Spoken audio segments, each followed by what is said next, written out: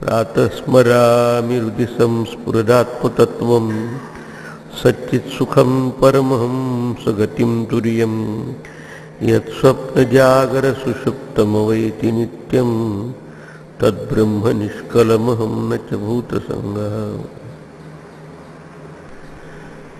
आपला विषय अभ्यासाचा आहे प्रश्नोपनिषद।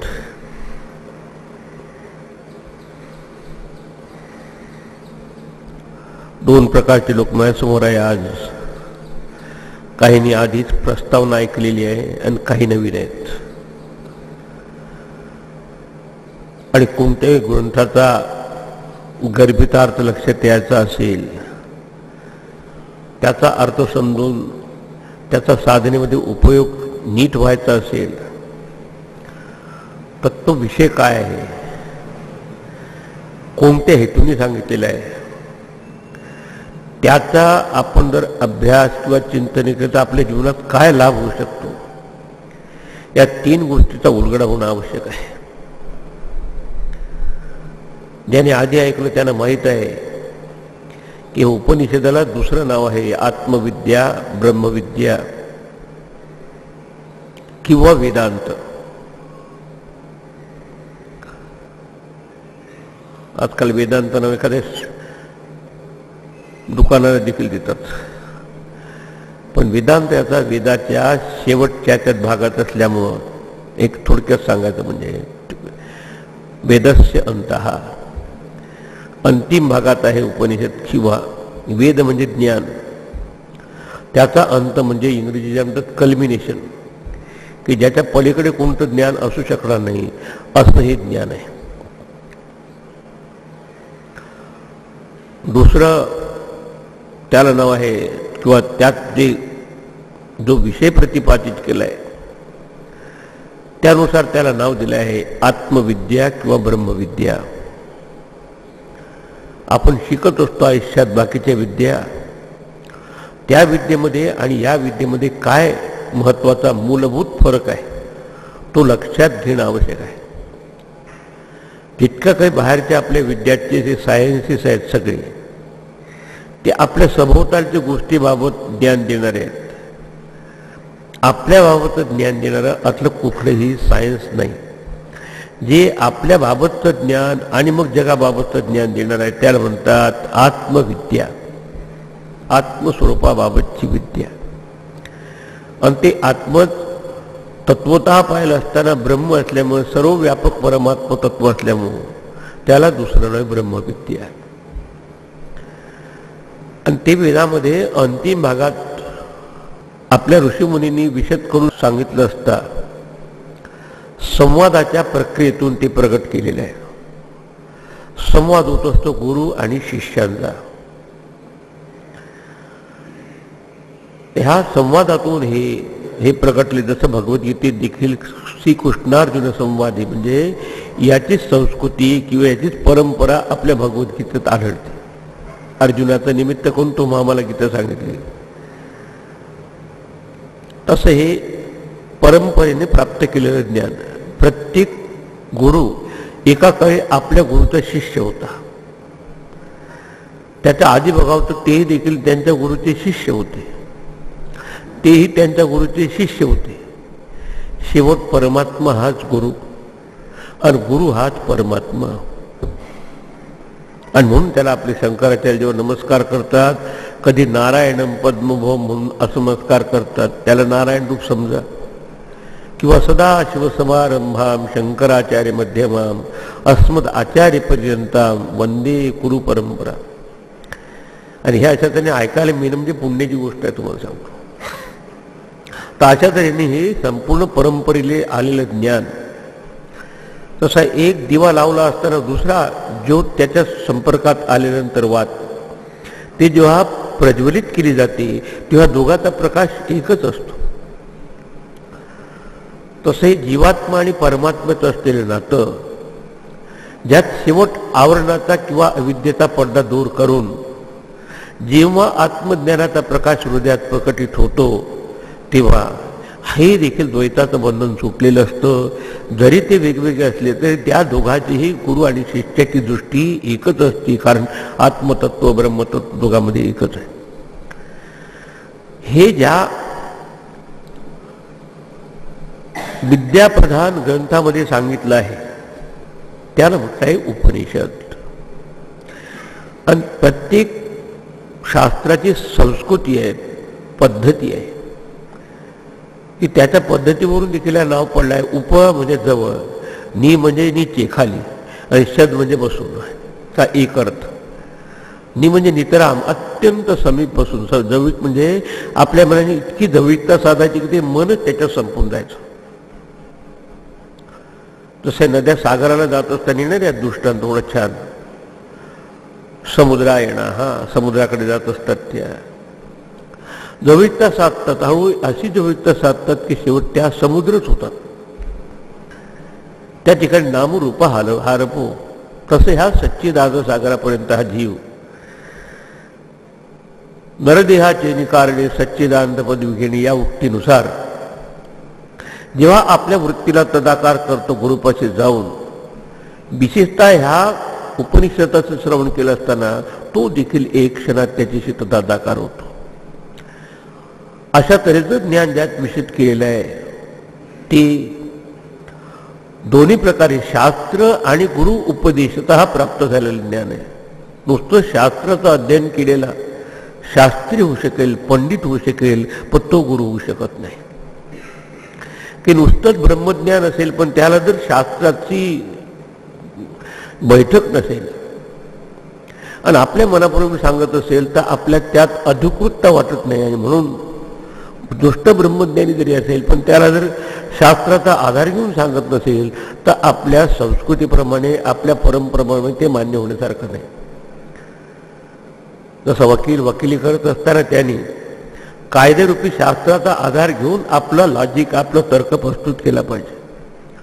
तसं विद्यार्थ्याला शिकवत असताना देखील हे असं परंपरेने आम्ही ऐकलं आहे, आमच्या गुरुजनांनी आमच्या गुरुपासून आणले, आमचे असं करून असं पटवून देण्यासाठी देखील शास्त्र हेच प्रमाण आहे. आणि शास्त्राचे देखील दोन प्रयोजन सांगितले आपल्या वेदानुसार. वेदामध्ये आधीच्या भागात कर्मकांड आणि उपासना हा भाग सांगितला आहे. कारण त्यानुसार काही दिवस साधना केल्याशिवाय साधकाचं अंतःकरण शुद्ध आणि शांत होत नाही. आणि जोपर्यंत त्याचं अंतःकरण शुद्ध आणि शांत होत नाही तोपर्यंत त्याच्या ह्याच्यात ही जिज्ञासा पूर्णत्वप्राप्तीची पूर्णपणे होऊ शकत नाही.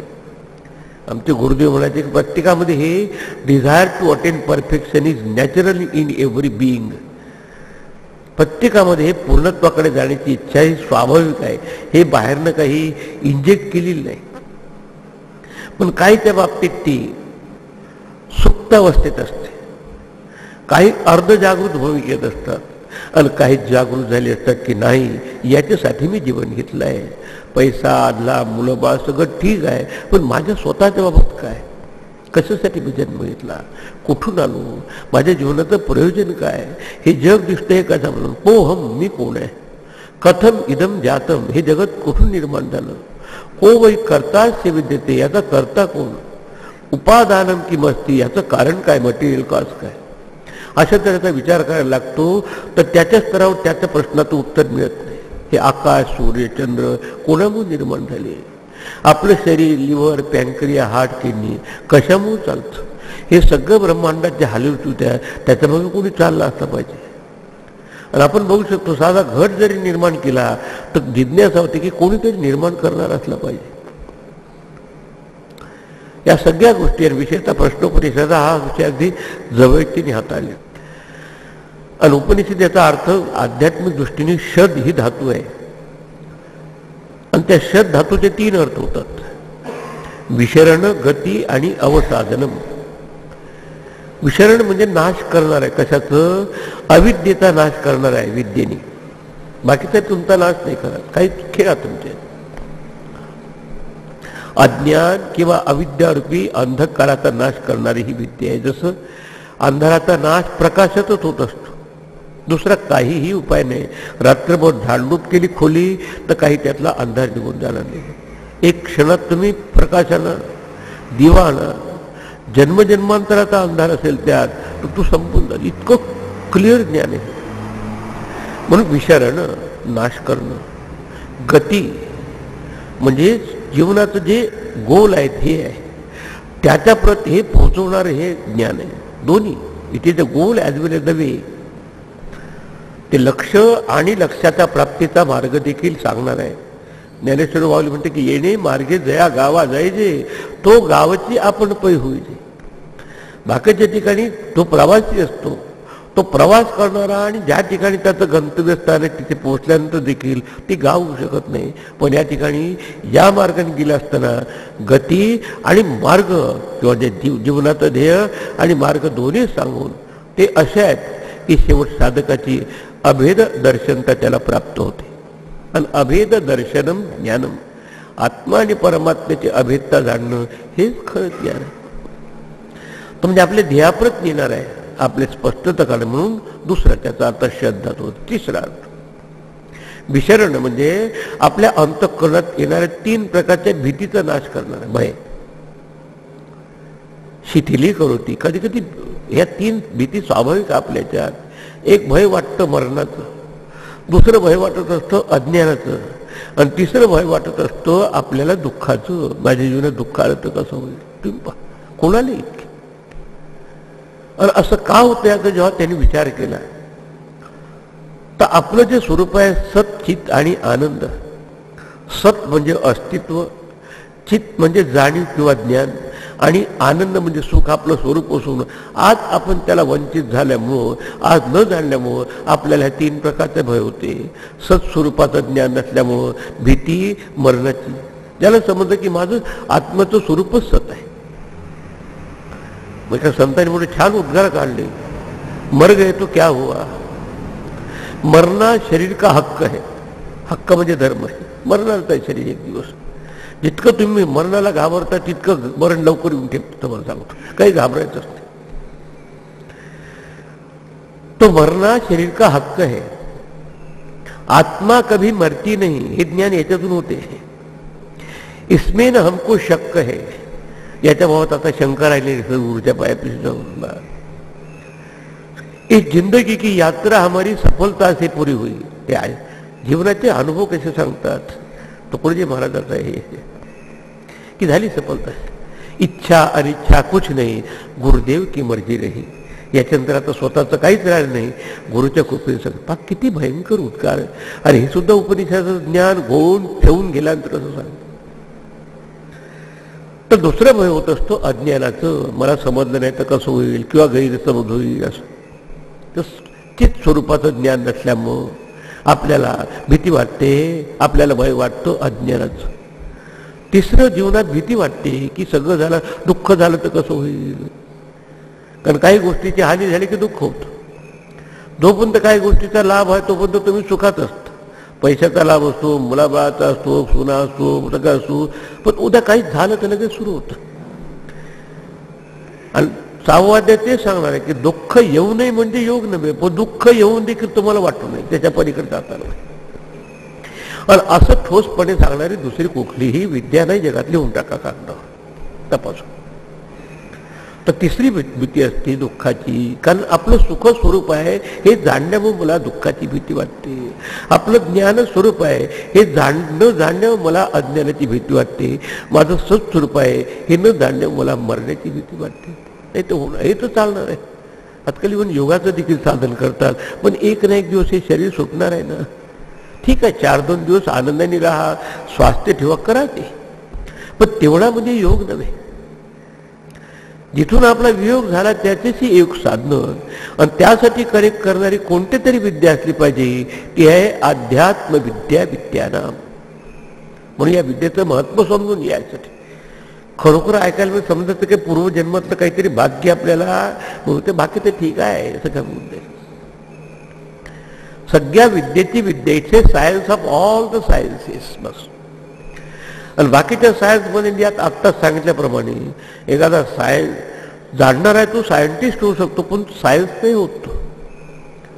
झुऑलॉजी जाणणारा झुऑलॉजिस्ट होतो, पण तो झुऑलॉजी होत नाही.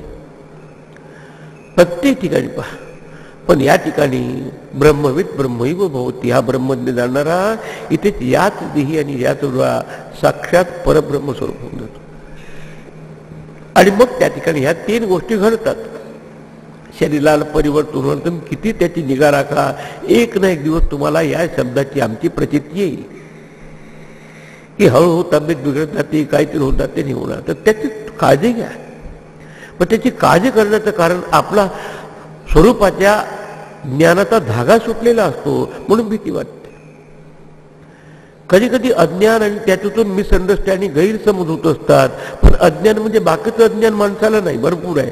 पण आपल्या बाबतचं अज्ञान असल्यामुळे तो आज घेतो. अज्ञानेनावृतम ज्ञानम तेन जंतवाह मुह्यंती, बस होतं. अगदी सरळ घेतलं. तिसरी गोष्ट, आपलं सुखस्वरूप असून हे न जाणण्यावर आपल्याला दुःखाची भूमिका. आता ते जर सरळ मिळालं असेल तर मग खेळा तुमच्या ह्याच्यात, पैसा मिळवा, मुलबाळा कसं कर, पण हे फार बैठक पक्की असली पाहिजे. आणि ते बैठक पक्की करण्याचं काम किंवा प्रथम काय ते सांगण्याचं काम उपनिषद करत. आणि अशी वस्तू नवीन ठिकाणी जाऊन मिळवायची नाही, आहे त्याच ठिकाणी, किंवा थोड्या वेळेची प्रतीक्षा करण्याची आवश्यकता नाही, आहे त्याच वेळेस. आणि कोणीतरी दुसरं काही अल्टरनेटिव्ह घेऊन प्राप्त करण्याची नाही, तेच जाणून दुसरं काही नाही. म्हणजे नॉलेज इज चॉईसलेस. कर्मामध्ये माणसाला चॉईस असतो, हे करू ते करू, कर्तुम अकर्तुम अन्यथा वा कर्तुम शक्य. पण in the knowledge there is no choice. You have to know the thing as it is. आहे तसं. मनाचा रंग लावून चाललं तर ते काही बरोबर नाही. मग त्यासाठी आपली जाणीव बरोबर आहे की नाही, आपलं ज्ञान बरोबर आहे की नाही, हे चेक करण्यासाठी हे शास्त्र कोणतं, उपनिषदी शास्त्र आहे. आणि ते कशाबाबत सांगतो की जी वस्तू नित्य प्राप्त आहे, ती नित्य प्राप्तीची प्राप्ती किंवा अनुभूती कर्माने नाही होत, उपासनेने होत नाही. त्याची प्राप्ती ज्ञानानेच होऊ शकते, आत्मज्ञानाने. ज्ञानाद एव तू कैवल्यम, हे पॉझिटिव्ह शब्द सांगितलं. नकारात्मक शब्दात म्हणते की ज्ञाना वाचून वृत्ती ज्ञाना न मुक्ती. वृत्ती म्हणजे विदाऊट ज्ञान, आत्मज्ञानाशिवाय मुक्ती नाही गड्या. मुक्ती म्हणजे मेल्यानंतर इथेच यात देही आणि यात डोळा. आपण ते टेन्शन आहे, डिप्रेशन आहे, तणाव आहे, याचं सगळ्याचं कारण आहे आपल्या बाबतचं अज्ञान. आणि हा सरळ नियम आहे की कारणाचं निराकरण झाल्याशिवाय कार्य संपत नाही. तंतू आहे पटद आहे. जर कापड जर जळायचं असेल तर त्याचा तंतू जळला पाहिजे. मूळ तंतू आपला अविद्या आहे, अज्ञान आहे. त्यातून निष्पन्न होतात निर्णय प्रकारच्या कामना, डिझायर, इच्छा. आणि त्या इच्छा झाल्या की आपल्याला हे कर ते कर कोणतं विक्षिप्त करत असतं. संध्याकाळी झोप देखील बरोबर येत. आजच्या माणसाची परिस्थिती. तर त्या मनाला स्थिर करण्यासाठी कुठेतरी हे ऐक, मनाला स्थिर करवाया धरी गुरु प्रेम हृदया, गुरुजनापासून हे ज्ञान ऐकलंय. विद्यार्थ्यांनी कर्म, याच्यात 5-6 विद्यार्थी आहेत, सगळे अत्यंत पॉवरफुल आहे. सगळे त्यांनी अध्ययन केलंय, वेदाध्ययन केलंय, कर्मकांड केलंय, उपासना केली. पण त्याच्या लक्षात आलंय वाचूनच की तद येथे कर्मचितो लोकाक्षेते तथा अमूत्र पुण्यचितो लोकोपेक्षेते. हे जे काय आपण कर्मकांडाने कर्मने आपल्याला फळ मिळत असतं ते आज आहे उद्या नाही, अनित्यम. म्हणून त्याच्या जरा खूपच झालं तर स्वर्गाची जरी प्राप्ती झाली तर स्वर्गाची देखील आपली रहिवासीपणा कायमचा नाही. पुण्य संपलं की परत यावं लागतं. मग कर्मकांड सकामतेने केलं तिथपर्यंत घेऊन जातं. अच्छा, काहीच चांगलं काम केलं नाही, वाईट काम केलं तर नरकासारखे यात नाही इथे भोगावं लागतं माणसाला. नंतर येतो मग तो पाप करणारा माणूस. म्हणजे पापी माणसाबाबत शास्त्राने स्पष्टीकरण केलंय की तो पापेनं पापम लोकम नेती, पुण्येनं पुण्यम लोकम नेती, पुण्य लोकाला. पण जेणेकरून परमात्म स्वरूपाची प्राप्ती होते ते महत्पुण्य. आणि म्हणून त्याला हे समजलं, त्याला हे विचार केलाय शास्त्राचा अध्ययन करून, कधी सत्संग ऐकून, कधी पोथीमध्ये देखील त्याचे सिद्धांत चांगले. आणि तिथे म्हणतात मग अप्राप्ताची प्राप्ती असेल, समजा पैसा आहे, मुलं बाळ आहे, सगळं ते आपल्याला तुम्हाला प्रयत्नांनी करावं लागेल. नाही तर बोलाचीच कढी बोलाचाच भात जेवून या तृप्त कोण झाला. नुसतं बोलून तुम्ही म्हणतो की भात आहे, कढी आहे. तुम्ही नुसतं बोलून ते तुमचं तृप्ती होत नाही भोजन. तुम्हाला ते काय कसं केलं पाहिजे, किती प्रमाणात केलं पाहिजे, किती खाल्लं पाहिजे, कसं खाल्लं पाहिजे याचं ज्ञानही आहे, केली पाहिजे. जानो और करो, जाणून घ्या करून हे एवढं. हे कसं, हे कुठली केवळ संसाराची वस्तू. पण त्या विद्यार्थ्यांनी पाहिलं की नुसत्या संसारात राहून माणसाला काही पूर्ण सुख मिळत नाही. कोणी सुखी नाही झाला. प्रपंचे कोण सुखी झाला न दिसला ऐकला ऐसा, जयाने राम वश केला वंदिती पाय जर त्यांचे. खूपच छान. ज्यांनी हा आत्माराम वश केला. आत्मारामश्च मुने. हा इव्हन शुक महाराजांचे तिथे वक्तव्य आहे त्या भागवत. आपण भागवत ऐकाल तर तुम्ही कशासाठी, ते स्वतः आत्माराम की त्याच्या प्राप्तीशिवाय माणसाला काहीही होत नाही. मग या सगळ्या गोष्टी मिळवायच्या असेल तर त्याला देखील ऋषीमुनीने दुर्लक्ष केलं नाही. मिळवा, पण तेच म्हणजे तुमच्या जीवनाचं लक्षण नाही बस. आणि त्यासाठी आधीचा भाग आहे अप्राप्ताची प्राप्ती जाणून आणि कर्माने होते. आपण एक आत्ता सांगितले काय करायचंय, कुठे करायचंय, कसं करायचंय, काय फळ मला प्राप्त होईल. आपण दोन्ही जाणीवच ते आपल्याला, आणि त्यानुसार आपण कर्म करतो त्याची प्राप्ती होती. उद्या मुलं बाळा दिलं ठीक आहे, नवस करा. मग नुसत्या नवसे कन्या पुत्र होती तरी का करणे लागे पती. संतांच्या भाषेत बोलतो. नवरा बायकोचं काहीतरी झालं पाहिजे, हे झालं. याला म्हणतात अप्राप्ताची प्राप्ती करायची असेल तर त्याच्या मागे कर्म उपासना वगैरे तुम्हाला हेल्पफुल आहे, मदत. पण त्यातून मिळणारं फळ त्या विद्यार्थ्याला, इथल्या जिज्ञासूला समजलं आहे की मला हे मिळालं तर कुठपर्यंत जाईल मी, स्वर्गापर्यंत. इव्हन ब्रह्मलोकापर्यंतची अवस्था देखील परिवर्तनशील आहे. ब्रह्मभुवनान लोकान पुनरावर्तिनोर्जुन मामुपेत्य तो कौंतेय पुनर्जन्म न विद्यते.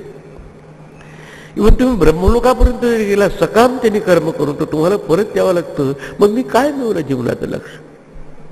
मग माम उपेत्य, माम परमात्मानं, तो सच्चिदानंद स्वरूप परमात्मा जाणलं, त्याला जाणून घेऊन त्याची प्राप्ती होते. मग कसं परमात्मा स्वरूप प्राप्त होईल, ते तर नित्य प्राप्त आहे. अप्राप्ताची प्राप्ती अपरमचेत प्राप्तव्यम, पण परमचेत ज्ञातव्यम. परम म्हणजे देशानी, कालानी आणि गुणधर्मानी वस्तूंनी परिच्छिन्न नाही, ती परम वस्तू. ज्याला इंग्रजी म्हणतात reality. compared with the relativity, world of relativity of Einstein.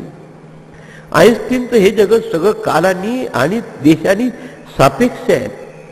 पण हे आपलं जे रेल्म ऑफ रियालिटी आहे, आपलं जे आत्मस्वरूप आहे, या तिघाचंही बंधन त्या ठिकाणी. अशी वस्तू जर आपल्याच हृदयात आहे आणि तेच जर माझं स्वरूप आहे, आणि आज जर मला जर त्याची प्राप्ती नसून किंवा न झाल्यामुळे 3 भय वाटतात, मरणाची, अज्ञानाची आणि दुःखाची. त्यातून कसा मी मुक्त होईल, त्याची प्राप्ती कशी होऊ शकेल त्या पूर्णत्वाची. तर त्याच्यासाठी उपाय एकच आहे की परमचेत ज्ञातव्यम, जाणून.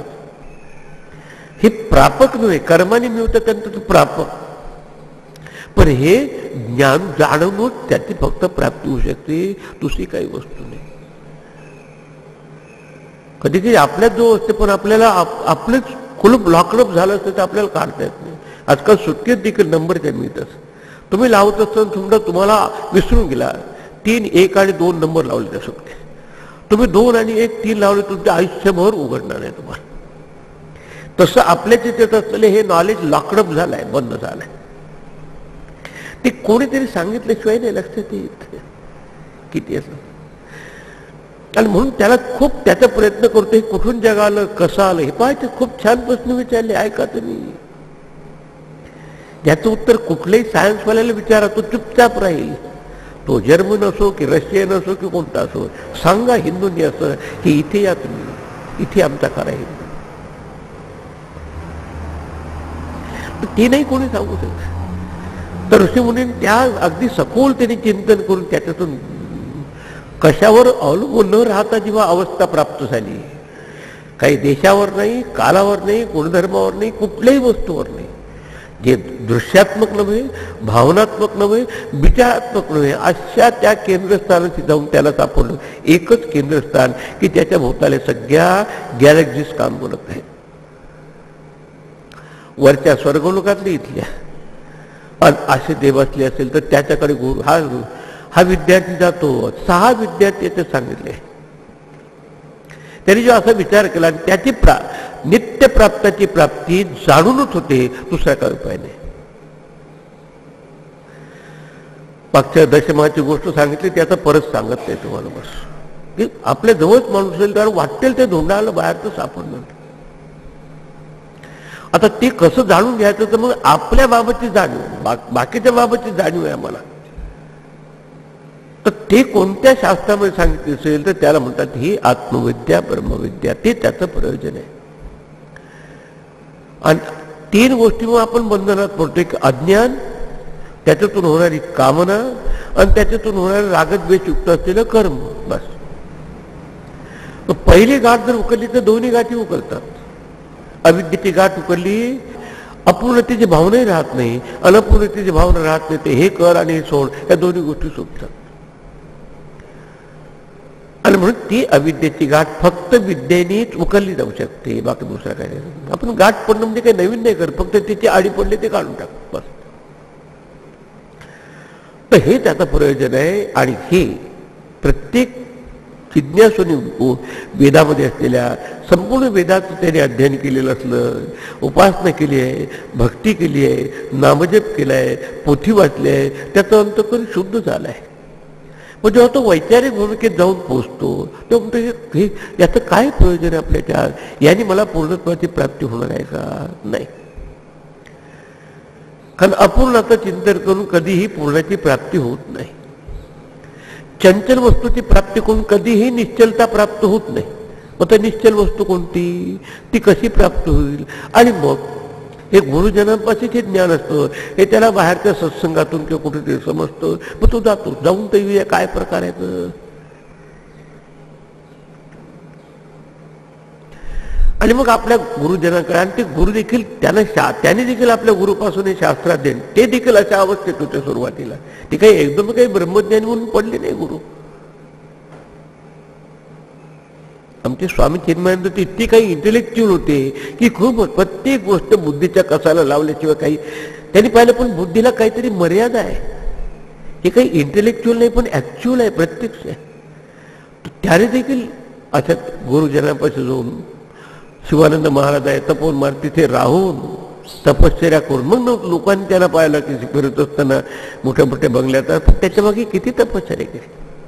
तर असं संपूर्ण ज्यांनी आधी तपश्चर्या केली आहे. तपसा कल्मश म्हणती विद्या अमृतमस्तुते. थोडंसं संयमित जीवन जगलं तर कल्मश म्हणजे पाप आपलं दूर होतं, अंतःकरण विक्षिप्त करण्याचं.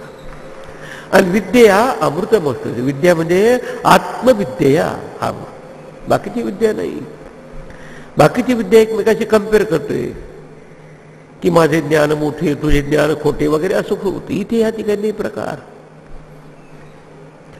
तर अशी विद्या ह्या परंपरेत प्राप्त केलेला जो भाग आहे वेदामध्ये, तो अंतिम भागात आहे 4 वेदामध्ये, ऋग्वेद, यजुर्वेद, सामवेद आणि अथर्ववेद. मग हे देखील उपनिषदच आहे.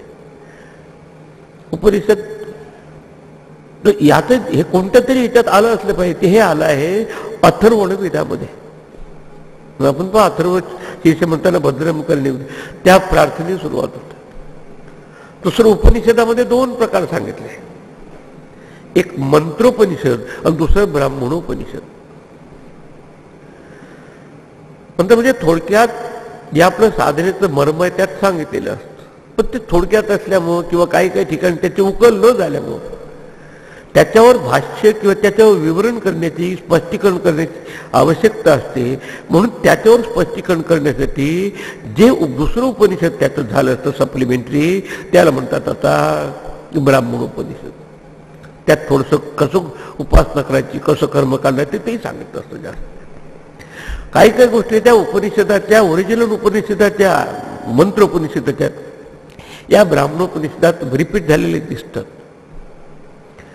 असं हे जे आपलं जे उपनिषद आहे ते आहे प्रश्नोपनिषद, अथर्ववेदांतर्गत आहे. हे झालं ब्राह्मणोपनिषद. आणि ज्याच्यावर हे भाष्य म्हणून ते स्पष्टीकरण म्हणून सांगितलं आहे ते दुसरं आहे मुंडक उपनिषद. आपण नंतर घेणार होते. आता हे ट्रॅडिशन प्रमाणे असं आहे, ईशक येणं कठ प्रश्न मांडुक्य मुंडक. मुंडका आणि मांडुक्य. तर त्यातला काही भाग असा अधिक स्पष्ट झाला नसतो मंत्राचा, तो यात स्पष्ट केलाय. आपली ट्रेडिशन कशी तिथे म्हणतं की विद्यार्थीने आपल्या गुरुकडे जावं, समित मी हातामध्ये यावी आणि व्यवस्थित त्याला प्रश्न विचारावा नम्रतेने. पण ते कसं जावं, कोणत्या गुरुकडे जावं, कोणी जावं, कोण त्याचा अधिकार आहे, त्याचं प्रात्यक्षिक तुम्हाला दिसेल की सुरुवात करत असताना 6 विद्यार्थी 6 प्रश्न घेऊन जातात. कधी कधी नाही का एखाद्या कॉलेजमध्ये जातं, मित्र एकत्र येतात, अरे तिथे महाराज बसले आहे ऐकून. आपण महाराजाकडे कशाला जातो तुम्हाला मी सांगणार. पैसा कसा वाढेल, आपलं लग्न कसं होईल, मुलंबाळा कशी होईल, असं. पण आता हे सगळं झालं आहे आधीच्या पूर्वजन्मात. तर हे फरक समजला पाहिजे काय, कुठे जातो आपण.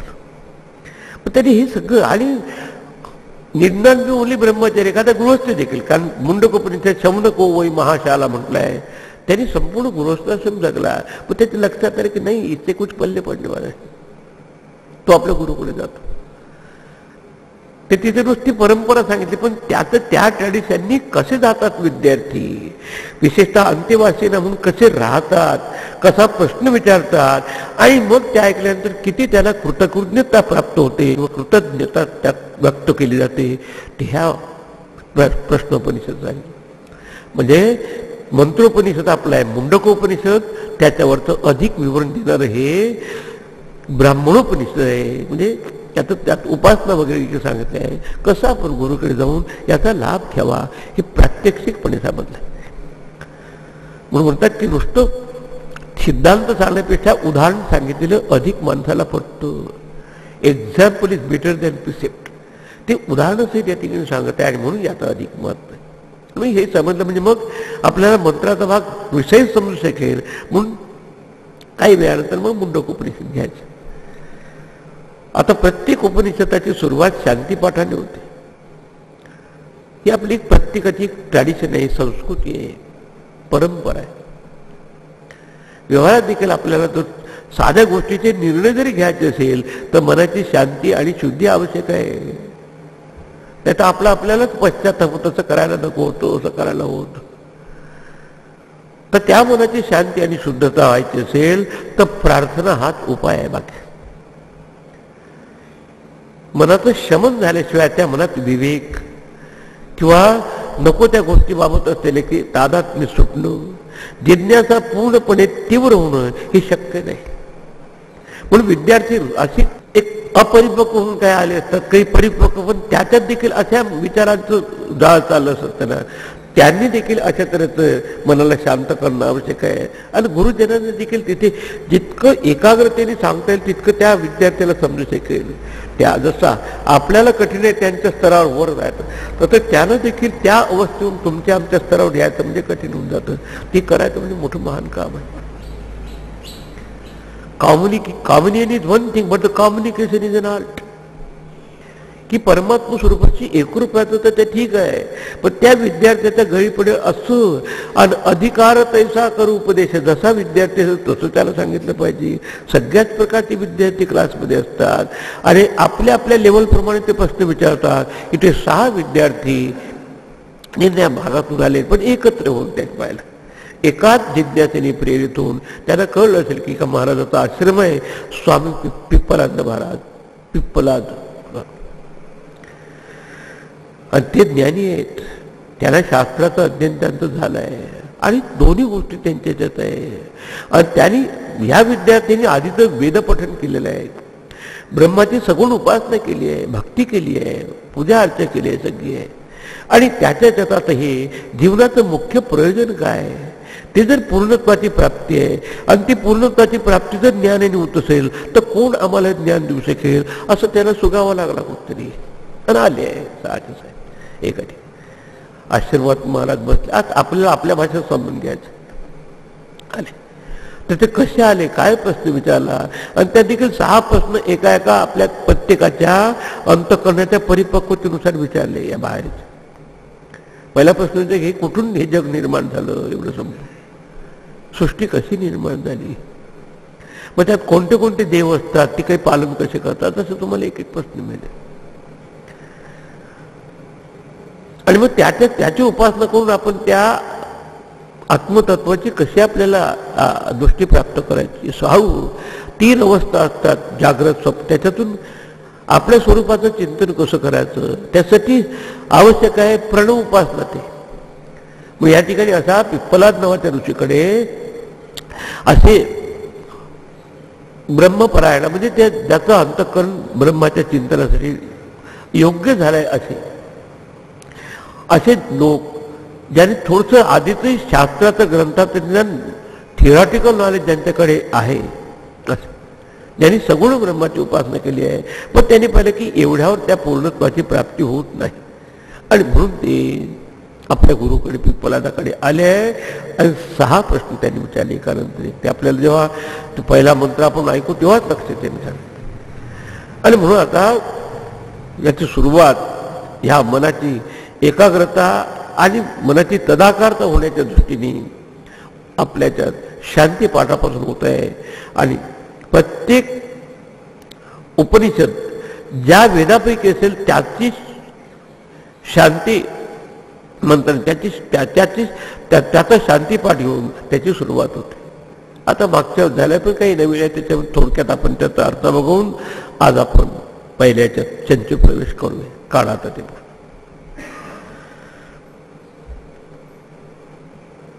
आणि ही प्रार्थना भौतिक गुणांची पाठ आहे. पण आपण सुरुवातीला आम्ही सांगू, नंतर म्हणा, नंतर दररोज वर्गात सुरुवातीला शांतीपाठ आणि नंतर शेवट तो शांतीपाठ म्हणायचा असतो. सुरुवातीला निर्विघ्नपणे आपला क्लास झाला पाहिजे, शेवट काहून आपण काहीतरी आपण प्राप्त करू शकलो त्यासाठी आपल्या त्या काम कृतकृत्यता व्यक्त करण्याच्या दृष्टीने आपण म्हणतो. आणि म्हणून आपण सुरुवात करूया. ओम भद्रम कर्णेभिः शृणुयाम देवा म्हणा. भद्रं पश्येमाक्षभिर्यजत्राः स्थिरैरङ्गैः स्तुष्ट्वागुंसस्तनूभिः व्यशेम देवहितं यदायुः स्वस्ति न इन्द्रो वृद्धश्रवाः स्वस्ति न पूषा विश्ववेदाः स्वस्ति नस्तार्क्ष्यो अरिष्टनेमिः स्वस्ति नो बृहस्पतिर्ददातु. ओम शांति शांति शांति. 3दा शेवट शांतीपाठ म्हणतात. शांती म्हणताय मग त्याला शांतीपाठ म्हणतो. तर सुरुवात केली आहे भगवंताचं ओंकार स्वरूप असं समजून. शब्द रूपाने प्रतीक आहे भगवंताचं. ओम हे ओंकार स्वरूप भगवंता परमात्मा काय मागतो तुझ्या पायाशी सांगत. कर्णेभी वयम भद्रम शृणुयाम. कानाने आम्ही मंगलमय वचन ऐकावी. कारण जे आपण ऐकतो तसे आपले विचार होतात. जसे विचार होतात तसाच मन म्हणतं. जसं मन असतं तसं जीवनाचे अनुभव येत असतात. म्हणून आपल्या कारणाच्या द्वारा शब्द जर अंतःकरणात गेलेले शांती आणि मंगलता किंवा सुख देणार असेल तर म्हणून पहिलं प्रार्थनेचं काय काय मागितलं. कानाने आम्ही मंगलमय असे वचन किंवा ज्ञान ऐकावं. त्या श्रवणाच्या द्वारा भागवतात देखील म्हणत आहे की भगवंत प्रवेश करतो श्रवणेंद्रियाच्या द्वारा आपल्या हृदयात. आपण तर ते बंदच करून ठेवतो असं काय. म्हणून काही भाग्यवान होतं त्यासाठी म्हणून त्यांनी प्रथम दोघंही एकत्र आले, गुरु आणि शिष्य. देवा हे देवगणांनो. देवगण म्हणजे नुसते आपल्या गुरुदेवाच्या फार जोर देऊन सांगायचे, नेहमीची आयडिया नका. देव म्हणजे जे आपल्याला आपल्या अनुभवाला प्रकाशित करणार आहे. द्योतनाथ देवा ही इत्यर्थ. तसे इंद्रियांना देवता म्हटलंय आपल्या व्यक्तिगत शरीरामध्ये आणि त्याच्या अधिष्ठाती देवता ब्रह्मांडामध्ये आहे, त्याला देवता म्हणताय. आणि सगळे ईश्वरापासून आलेले पॉवर पोटेन्शियल्स आहेत. जसं म्हणा कान ही माझी ऐकण्याची देवता आहे, पण बाहेरच्या ब्रह्मांडात आकाश ही त्याची अधिष्ठाती देवता. नेत्र माझी डोळ्यात पाहण्याची देवता आहे, ब्रह्मांडात सूर्य ही त्याची देवता आहे. चंद्रमा मनसो जाता, मन माझं विचार करण्याची देवता आहे चंद्रमा. असं तऱ्हेच म्हणजे दोन्ही पिंड आणि ब्रह्मांडाच्या देवता म्हणजे त्याच्यामुळे आपलं सगळं हे जीवन चालतं आहे. त्यांची कृपा नसेल तर तब्येत बरोबर राहत नाही. बरं मग काय, मग देवा हा वयम भद्र, त्याला ओंकार आणि ओंकार स्वरूपातच वेगवेगळ्या प्रकारच्या पॉवर पोटेन्शियल रूपाने प्रकटन झालेलं त्या ब्रह्मांडातल्या देवता आहे. त्यानं उद्देशून प्रार्थना केली की त्या जर अनुकूल असतील आपली तब्येती बरोबर राहते, सगळं बरोबर राहतं. भद्रम पश्येम, एक जसं हे इनलेट आत जगत येण्यासाठी कान आहे, तसं दुसरंच महत्वाचं संवेदनशील आपलं जे इंद्रिय आहे ते म्हणजे आपले डोळे. नेत्राने आपण काय बघतो त्याच्यानुसार आपले विचार होत असतात.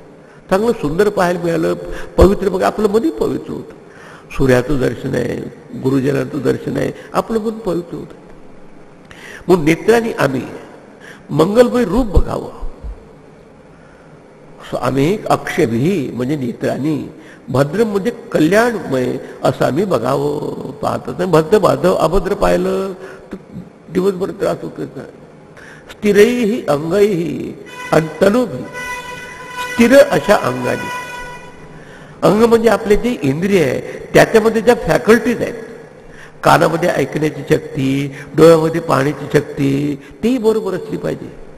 नाही तर ऐकायला गेलं ऐकायची शक्ती काय ऐकणार तुम्ही?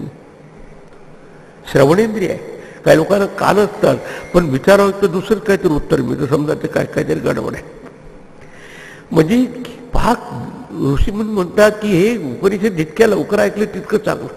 काही लोकांची धारणा असते की म्हातारपणी सगळं झाल्यानंतर काय काय जाणार तिथे, out of date and out of order झाल्यानंतर.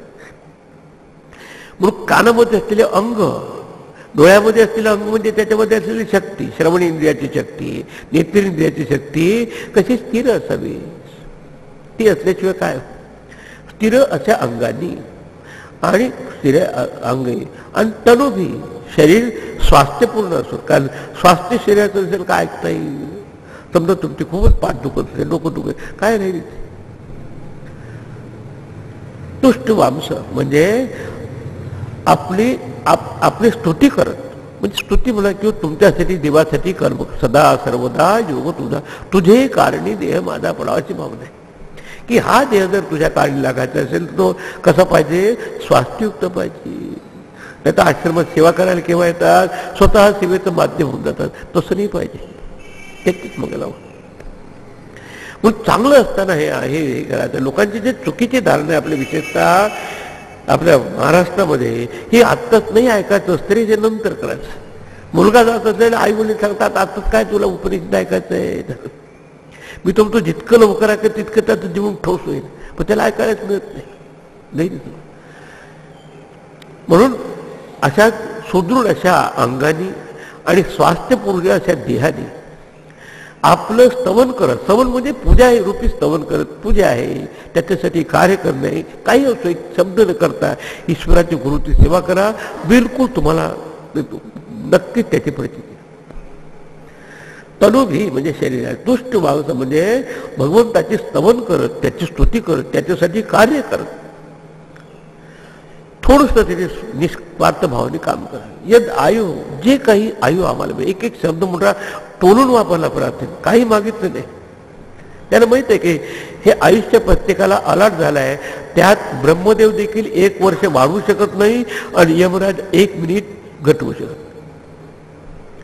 मग बघत कशाला मागायचं, जे काय आम्हाला. म्हणून ते शरदशतम 100 नाही, जे काही देवा आम्हाला आयुष्य दिलं आहे ते कसं हेल्दी अँड हार्टी, स्वास्थ्यपूर्ण आणि सुदृढ अशाने असू दे आणि तुझी सेवा करू दे. बा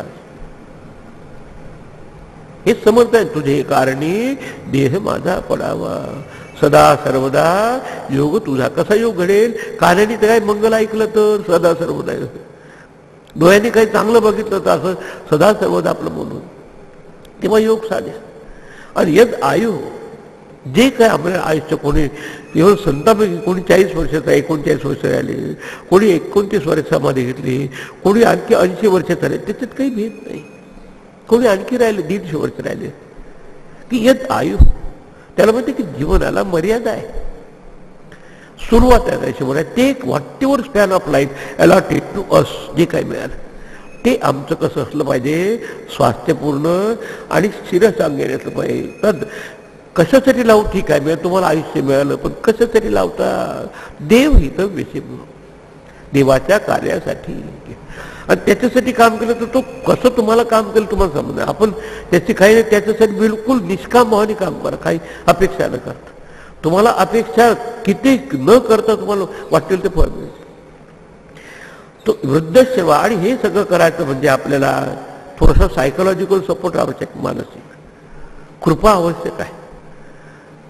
आणि ह्या निर्णया पिंडाच्या ज्या देवता आहे त्या देवतांचं प्रतिनिधित्व निर्णय देवतांनी केलं. त्या देवतांचा राजा आहे इंद्र. आपण नाही की प्राईम मिनिस्टरची ओळखीची किंवा बाकीचे मिनिस्टर म्हणून काम होतं. ऋषीमुनी सगळ्या देवताकडे नाही जात. स्वस्ती न इंद्रो वृद्धश्रवा. इंद्राबाबत तुम्ही इंद्र म्हणजे काय? देवानाम राजा इंद्र हा. तसं इंद्रियानाम राजा मन हा. आपलं व्यक्तिगत मन, तसं समष्टी मन देखील त्याच्या काळात आहे. इदम द्रष्टा इंद्रा. ह्या त्या बाह्य वस्तूला जो सगळा जाणणार आहे तो ईश्वर इंद्र, आणि तो सगळ्या देवतांचा राजा. देवता म्हणजे कोणी इंद्र, कोणी वरुण आहे, कोणी चंद्र आहे, कोणी सूर्य आहे, कोणी अग्नी आहे, कोणी वायू आहे, या सगळ्याचा. जसं मिनिस्टरमध्ये वेगवेगळी त्याला मिनिस्टरचा त्या पोर्टफोलिओ असतो प्राईम मिनिस्टर, तसा जो सगळ्या ह्या पार्लमेंटचा प्राईम मिनिस्टर इंद्रदेव. आणि त्याला पकडलं की ते किती हुशारीने केली प्रार्थना. कोणाला कसं मागायचं असं इकडे जाऊ नका, जो सगळ्यात मुख्य त्याचंच पकडायचं बस. वृद्धश्रव हा इंद्र हा ना स्वस्ती जातो, आम्हाला स्वस्ती प्रदान करू, आमच्या जीवनाचं कल्याण करू. स्वस्तीनो बृहस्पती ददात विश्ववेदा पुषा. वृद्धश्रव हा इंद्र म्हणजे ज्ञानवृद्ध आहे असा इंद्र. आम्हाला ज्ञान प्रदान करून, आम्हाला योग्य दृष्टी देऊन आमच्या जीवनाचं कल्याण करू, हेच मागितलं ऋषी. पुषः नहा विश्ववेदा पुषः नहा स्वस्ती बोलाल. विश्ववेदा म्हणजे विश्व म्हणजे सर्वज्ञ असलेला जो पुषण म्हणजे सूर्य आहे. सूर्य हा सर्वज्ञ असलेला भगवंताचा परमात्माचं प्रतीक आहे. त्याची आम्हावर कृपा व्हावी. आम्हाला देखील सगळ्या गोष्टी योग्य पद्धतीने कळाव्या, व्यवहाराच्या आणि आध्यात्मिक. म्हणून आपल्या गायत्रीमध्ये देवता सूर्याला पण आहे. तर म्हणून त्याच्या मागे विश्व म्हणजे संपूर्ण विश्वाचं ज्ञान असणारा, सगळ्या विश्वाचं पोषण करणारे पोष्टा सूर्य. सांगा बरं, सूर्याने एक दिवस कॅज्युअल लीव्ह घेतली समजा तर काय होईल? आपल्याला माहित नाही मेणबत्ती कुठे ठेवली, झालं संपलं. हे फुकटात मी त्याला महत्व नाही कळत तुम्हाला. ऑक्सिजनचं महत्व तेव्हा वाटतं जेव्हा ऑक्सिजनवर केस येते. म्हणून आधीपासूनच करा ना. म्हणून असा हा जो ज्ञानाचं म्हणजे तेजाचं आणि तसंच एनर्जीचं म्हणजे ऊर्जाचं प्रतीक आहे, असं त्याची आमच्या जीवनावर कृपा व्हावी बस आमच्या बस. तेव्हा आपलं जीवन तेजोमय आणि बोलोमय होईल असं ज्ञान आहे. अशा तऱ्हेचं म्हणजे स्वस्तीनं इंद्र, स्वस्तीनं पुषा विश्ववेदा, स्वस्तीनं तार्क्षो अरिष्टनी. तार्क्ष नावाची देवता वेदामध्ये संकट निवारण करणारी देवता म्हणून मानली गेली. आपण एक संकट मोचन मारुती म्हणतो, संकट निवारण करणारा गणपती म्हणतो, तसं त्याचे. आणि त्याचं येणं म्हणजे जसा गरुड येतो म्हणून त्याला कधी कधी गरुड शब्द वापरला. जसा गरुड येतो आपल्या आणि तो त्या वाऱ्याने सगळं घेऊन जात असतो. तसं इकडं क्रॉस व्हेंटिलेशन असेल, वाऱ्याकडचे सगळे घाट घेऊन जातो. तसं हे जे देवता आहे वाऱ्यासारखे आपले सगळे संकट निवारण करणारी आहे, अशा देवतेची आमच्यावर कृपा होईल. संकट येतात पण ते निघून जाणं म्हणजे देखील देवाची कृपा आहे. काही होऊ शकतं. म्हणून अरिष्टनेभिः म्हणजे अरिष्टनापासून म्हणजे निम्या प्रकारच्या जे कष्ट आहेत किंवा जे प्रॉब्लेम्स आहेत, समस्या आहे, ते त्या आपल्या त्या अरिष्ट निवारण करणारी त्या देवता अरिष्टनेभिः तार्क्ष देवतेने निवारण करावं त्याचं. काही मागितलं नाही दुसरं. आपण तर एक नारळ ठेवतो 5 रुपयाचं, तर काय 5 रुपयाचं लाठी मिळेल का? मिळते, पण त्याच्यातून तो लिहून टाका. जरा वाईट वाटेल आम्ही खरं बोललो तर ते जरूर जा, पण तेवढ्यासाठी जीवन नाही. एवढं मागितलं त्यांनी. आणि म्हणजे थोडक्यात म्हणजे 5-5 रुपये पॉकेटमध्ये मागण्याची चाबीच मागत आहे वडिलापासून असं. आणि ती कशी बृहस्पती नहा स्वस्ती. बृहस्पती म्हणजे देवानाम गुरु. गुरुदेवाची कृपा झाली की ज्ञान आपण होऊन ऑटोमॅटिकली येतं. बस गुरु की निगाही मोक्ष आहे. गुरुची कृपा करताची बदल त्यातून मोक्ष आहे. गुरु वाक्य ही आहे संपदा. त्यांचं एखादं वाक्य सुद्धा आपण ऐकलं मनापासून ते संपदा आहे, संपत्ती. सेवा गुरु की जो करे, खरा सेवा जर करत असेल, पाहता नाही हो आपदा, त्याला कष्ट हे कष्ट येतच नाही त्याला. पण आपलं प्रारब्ध वाईट असेल तर काही होऊन जातात कष्ट. आणि म्हणून प्रारब्धाने काही कष्ट किंवा संकट आले तर हर संकटों पर मात करने की उसे शक्ती में एक आत्मशक्ती येते का आपल्याला कोणीतरी सपोर्ट करणार नाही. आणि आखरी काय मरणाचं देखील चॅलेंज येते. अगर मौत भी हो आ गई तो आनंदी फुले फुले. तिथे रडत असतात, हा आनंदाने म्हणतो की ठीक आहे चलो काय पिंजऱ्यातून सुटका. याच्यापेक्षा आणखी कोणती विद्या तुम्हाला काही दिली. आणि ते ज्याला अवगत आहे ते आहे बृहस्पती. मग देवानाम गुरु म्हणजे क्वालिटी देखील पक्की पकडली त्यांनी प्रार्थना करते इकडचं नाही.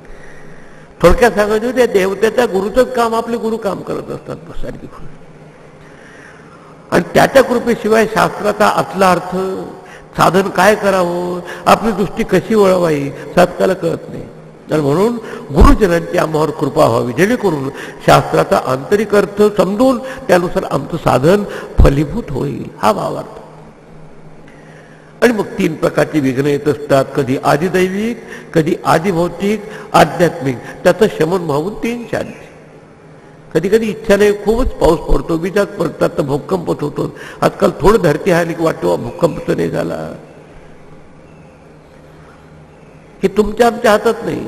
अननोन पासून म्हणजे माहीत नसलेल्या परिसरापासून जो त्रास होतो त्या म्हणतात आदिदैविक ताप. दुसरा माहीत असलेल्या परिसरातून होतो पण आपलं काही चालत नाही तर म्हणतात आदिभौतिक ताप. आजकाल कोणी बॉम्ब टाकतात, कोणी मारा, काय करणार मग, काही चोरीच होते घरी येतात. तर आदिभौतिक तापांचा शमन व्हा त्यासाठी दुसरी शांती. तिसरं ठीक आहे निसर्ग छान आहे, कोणी बाहेरचे लोक त्रास देत नाही, पण आपलं शरीर मन आपल्याला साथ देत नाही, हे आध्यात्मिक ताप आहे. शरीर बरोबर नसणं, ऐकायमध्ये मन न लागणं, क्लासमध्ये झोपणं, असं तसं काही नाही म्हणा मला दिसलं कोण पण असं काहीतरी. किंवा हे कसं होईल क्लास, मला असतं नका ठेवू, या तुम्ही उड्या. श्रद्धेचा अभाव असतो म्हणजे हे आध्यात्मिक ताप आहे तुमचा. याला म्हणतात आधी. आधी म्हणजे आधी असतं मन. आणि शरीराची व्याधी काय म्हणून आध्यात्मिक ताप. म्हणून अशा तऱ्हे पहिला द्याय खूप दूर असल्यामुळे जरा मोठे ओम शांती, दुसरं शांती आणि शांती. आता त्याला पाठ म्हणून आले एकत्र. आपण 15 मिनिटं जास्त करू म्हणजे बरोबर आपल्याला एक चालेल ना तुम्हाला घड्याळ पाहायचं नाही तो, कारण मग बैठक करायची आणखी मागे जावं लागतं. मग तर आता पुढच्या ह्याच्यात सांगितलं की कोण आलाय, कसे आले विद्यार्थी. आता क्लासमध्ये आलेले आहे आणि माहीत नाही गुरुजनांना, आता ओळख झाली असेल त्याच्यावर लक्षात आलं तर त्या 6 शिष्या त्यांची गुरुपद्धती आहे.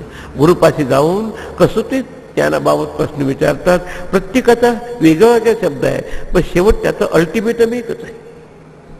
कोणी थोडासा स्थूल विचारतो, कोणी सृष्टी कशी, सृष्टी काय ते देवता पालन करणारा कोण आहे, त्या देवताची देवता कोण आहे वगैरे वगैरे असे एकांतर. आणि शेवटचे 3 प्रश्न तर अधिकच सूक्ष्माकडे नेणार आहे आपण अध्यात्म. तर आपण एक सुरुवात करूया.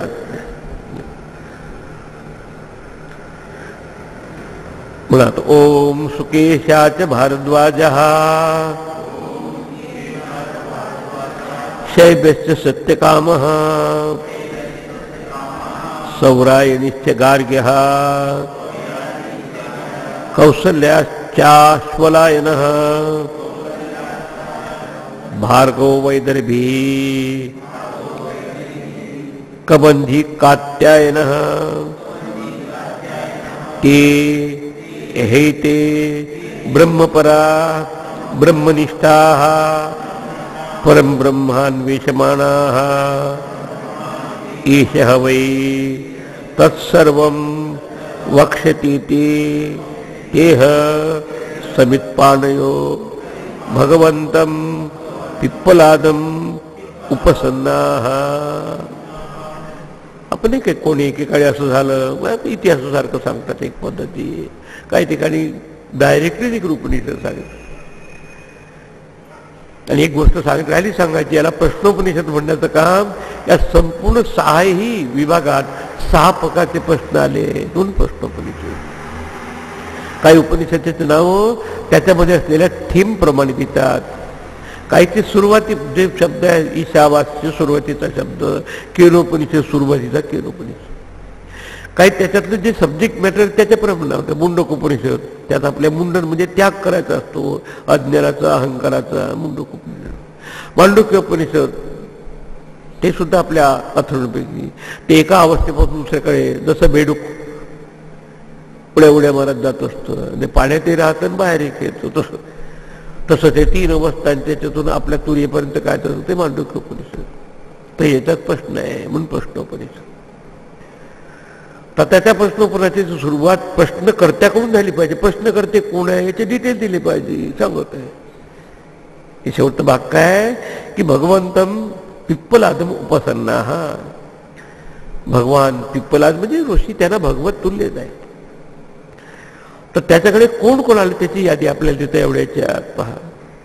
तो पहिल्यांदा सुरुवात मंगलमय व्हाय म्हणून ओंकाराचं स्मरण केलं. तसं आपल्या ज्ञानेश्वरी सुरुवात ओम नमो जे आद्या. कधी कधी मंगलतेची सुरुवात वचन पोथीला अथ शब्द वापरतात, कारण हे 2 शब्द ब्रह्मदेवाच्या कंठातून प्रथम प्रगटले सृष्टीच्या पूर्वी, आणि म्हणून ओम आणि अथ हे मंगलतेचे प्रतीक आहे. आपलं क्लास मंगलमय व्हा म्हणून एकदा स्मरण करतात ओंकाराचं आणि सांगत आहे, हे ओंकार सो परमात्मा तुझं स्मरण करून आता आरंभ करतो. थोडं कथेसारखं सांगत आहे की एक पहिला विद्यार्थी होता, तो म्हणजे कोण? सुकेशाचं भारद्वाजा. सुकेशा म्हणजे चांगले केस असेल, तसं सुंदर दिसणार आहे तरुण. दुसरं आणि भारद्वाजाचा पुत्र सुकेशा. दुसरं सत्यकाम शैब्याचं. दुसरा आहे शैब्य जो सत्यकाम आहे. शिबी कुमार. ते हे कधी कधी नावं कशी असतात, गोत्रानुसार नाव असतात. कधी कधी नावाने ओळखतो आपण, कधी कधी आडनावाने ओळखतो, त्याच्यानुसारही नाव आले. कधी कधी त्या कर्तबगारीप्रमाणे त्याला नावं असतात. म्हणून जास्त फुलात जायची आवश्यक तरी फक्त आता सांगत आहे की कोण कोण इथे आले, आणि मग कोणी कोणी कोणता प्रश्न विचार. तर म्हणून भारद्वाजाचा पुत्र किंवा भारद्वाज गोत्रोत्पन्न असलेला भारद्वाज हे आपले गोत्र आहे. म्हणून आपण देखील ऋषीचेच पुत्र आहोत बरं.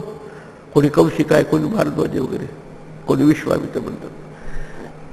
सत्यकाम शैबाच शैब्याच. शिबी ऋषीचा पुत्र सत्यकाम. काहीतरी चांगलंही काम केलं असेल म्हणून त्याला सत्यकामचं नाव ठेवलं.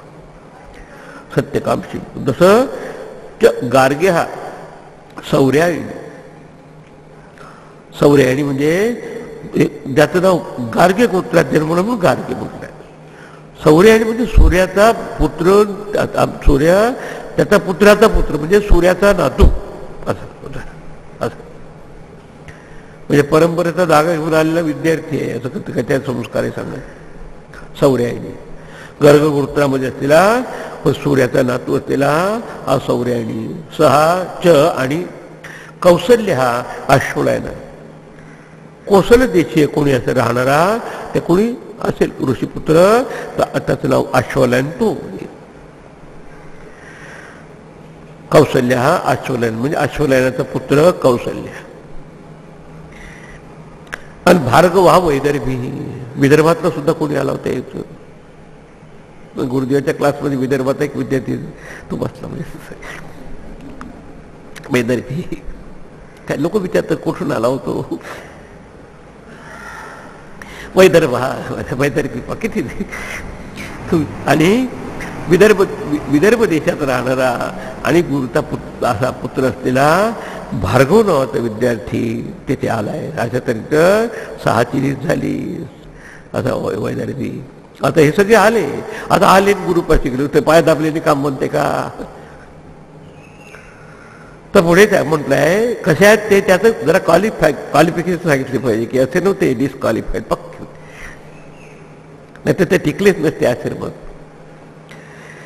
असं ते ज्याचं वर्णन केले ते येते ब्रह्मपरहा ब्रह्मनिष्ठ परब्रह्म अन्वेषमाना, हा फरक. एक एक शब्द तोलून वापरला की ते जे होते त्याच्यावर काहीतरी संस्कार होते आधी. म्हणजे त्याने सगुण ब्रह्माची आराधना केली आहे, उपासना केली आहे, गायत्री मंत्राची उपासना केली आहे, सत्संग साधलेला आहे, काही वेदपठण केलं आहे, यज्ञागादी केलं आहे. आणि म्हणून आता त्यांची काय म्हणतात सगुण ब्रह्माची उपासना झाली आहे, ईश्वराची सेवा झाली.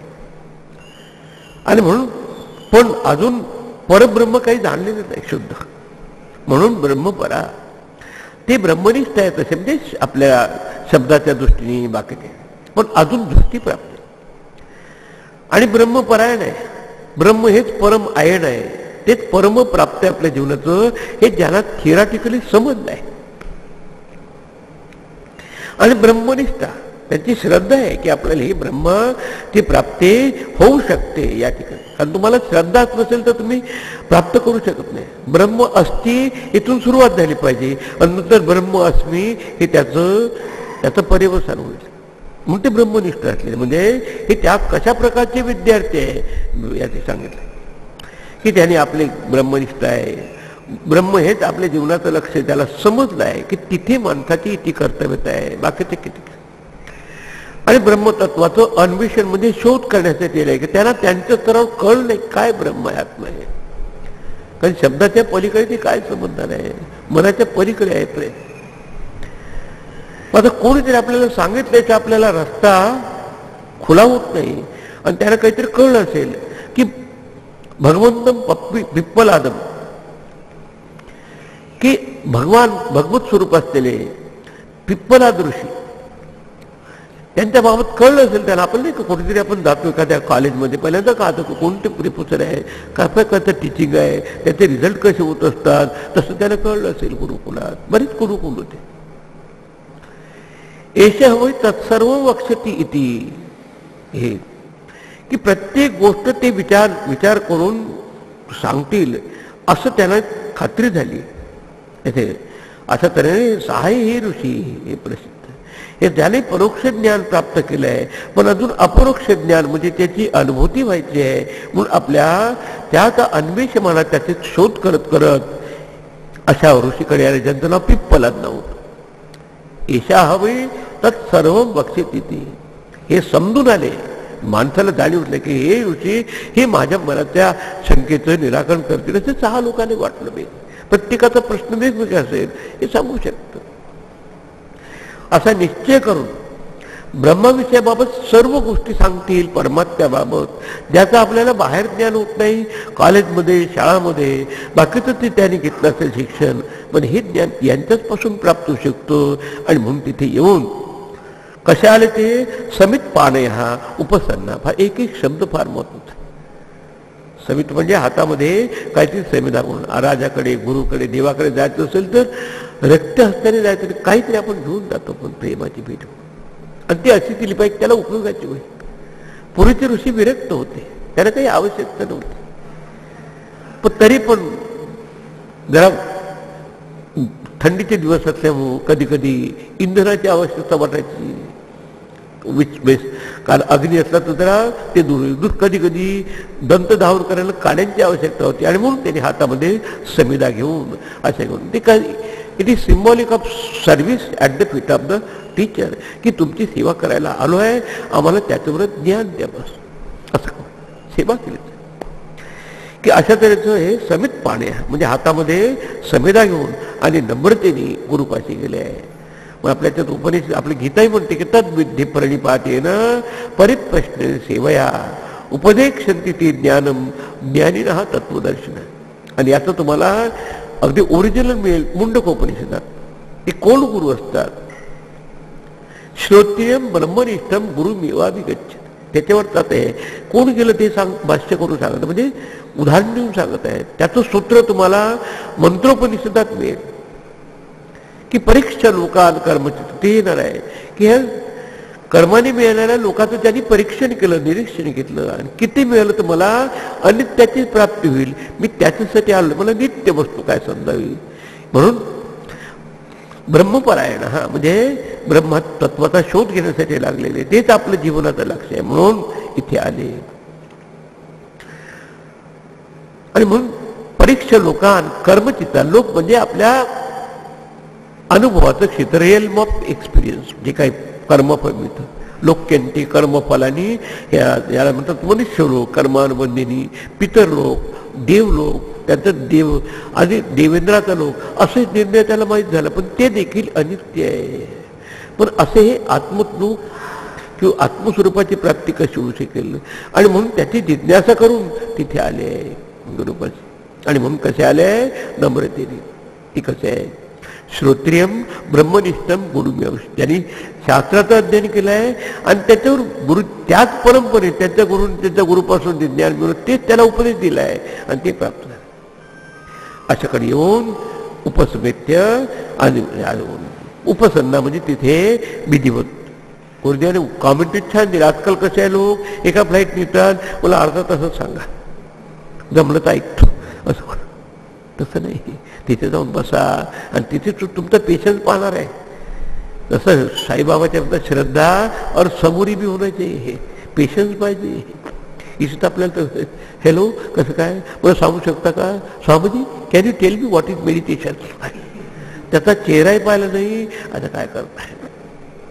म्हणून उपसन्न शब्द फार महत्वाचा आहे. नुसते जाऊन नाही, पण सगळ्या तयारीनिशी आणि योग्य ॲटिट्यूडनी परिपातेनं परिप्रश्नेनं आणि सेवया मग ते उपदेशन तिथे ज्ञानम. ते कोण आहे, ज्ञानीनः आणि तत्वदर्शी. ज्ञानी म्हणजे शास्त्राचं ज्ञान ज्ञान आहे, शिवाय तत्वदर्शी देखील आहे. अच्छाच गुरुकडून. आणि आपण देखील तशा रिसेप्टिव्हिटीने गेलो, ग्रहणशीलतेने गेलो तरच आपल्याला हे प्राप्त होऊ शकते. आणि हे सगळं सांगितलंय तेवढ्याच्या. आता पुढचा भाग आपण उद्याच्या. आता काय सांगतात ऋषी, त्यांचं कामाला आले आणि जिज्ञासा. पण त्याने गुरुनी त्याला काहीतरी सांगितलं पाहिजे, साधन काय सांगतात ते पुढचे आपण उद्याच्या म्हणून म्हणजे आता. ओम भद्रम कर्णेभिः शृणुयाम देवाः, भद्रं पश्येमाक्षभिर्यजत्राः, स्थिरैरङ्गैः स्तुष्ट्वागुंसस्तनूभिः व्यशेम देवहितं यदायुः. स्वस्ति न इन्द्रो वृद्धश्रवाः, स्वस्ति न पूषा विश्ववेदाः, स्वस्ति नस्तार्क्ष्यो अरिष्टनेमिः, स्वस्ति नो बृहस्पतिर्ददातु. ओम शांति शांति शांति. हरि ओम. श्री गुरुभ्यो नमः. हरि ओम.